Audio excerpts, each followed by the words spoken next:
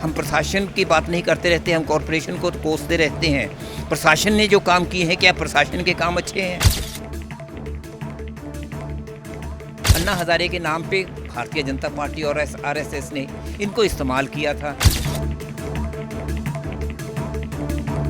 चंडीगढ़ में आप और कांग्रेस के गठबंधन को कैसे देखते हो, क्योंकि पूरे देश में गठबंधन नहीं है, सिर्फ चंडीगढ़ में है। जो मनी माजरा की जमीन बेचने जा रहे हैं, क्योंकि आप मनी माजरा बहुत वाकिफ है, उसको कैसे देखते हो उस मामले में?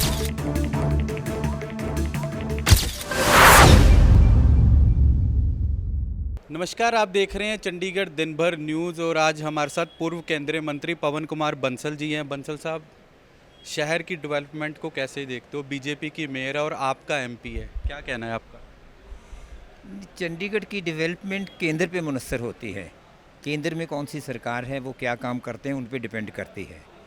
इस वक्त बदकिस्मती ये है कि केंद्र में सरकार इनकी है बीजेपी की और मेयर भी बीजेपी के हैं, लेकिन जो पैसा इनको मिलना चाहिए वो नहीं मिल रहा। बहुत मुश्किल के साथ कॉरपोरेशन को 150 करोड़ दिया और ऐसे दिखाया जैसे पता नहीं क्या इनको खैरात दे दी है, जबकि पूरी जिम्मेदारी केंद्र की बनती है। और दिल्ली फाइनेंस कमीशन की जो सिफारिशें हैं उसके मुताबिक 1/3 हिस्सा जितना कि चंडीगढ़ प्रशासन को पैसा होता है, उसका 30% कॉरपोरेशन को मिलना चाहिए, जो कॉरपोरेशन को नहीं मिल रहा। बंसल साहब, ख़ास तौर तो उस बात के कारण है कि जब पैसा इनके पास नहीं और अपनी तरफ से इन्होंने जहाँ जहाँ जो भी संभव है, प्रॉपर्टी टैक्स, गार्बेज सेस, ये सब कुछ लगा रखा है और ये अपने आप और टैक्स लोगों पे नहीं लगा सकते।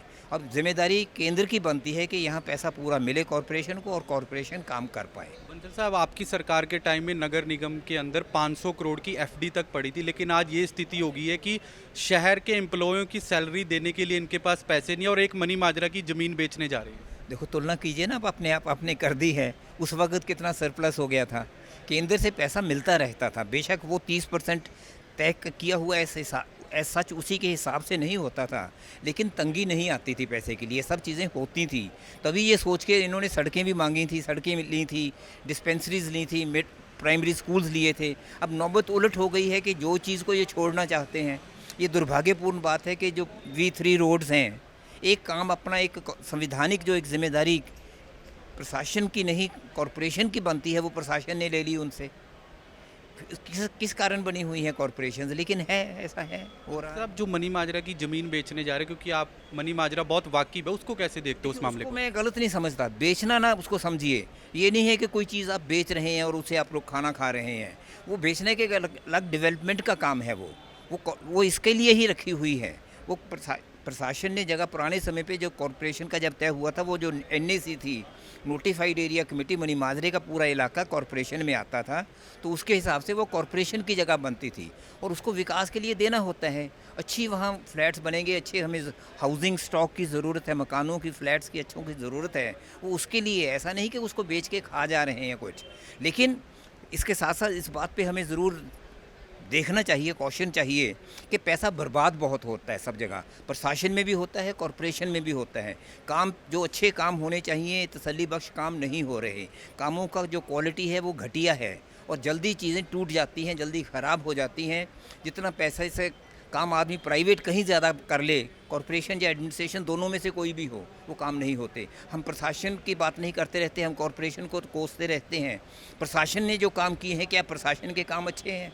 क्या प्रशासन की सड़कें अच्छी हैं? प्रशासन का भी कुछ नहीं हुआ। बंसल साहब, आखिरी सवाल, चंडीगढ़ में आप और कांग्रेस के गठबंधन को कैसे देखते हो, क्योंकि पूरे देश में गठबंधन नहीं है, सिर्फ चंडीगढ़ में है? वो ऊपर से ये फैसला था कि जहाँ तक संभव हुआ वहाँ गठबंधन करेंगे। इंडिया ब्लॉक एक लूज़ इस हिसाब से इकट्ठा हुआ था।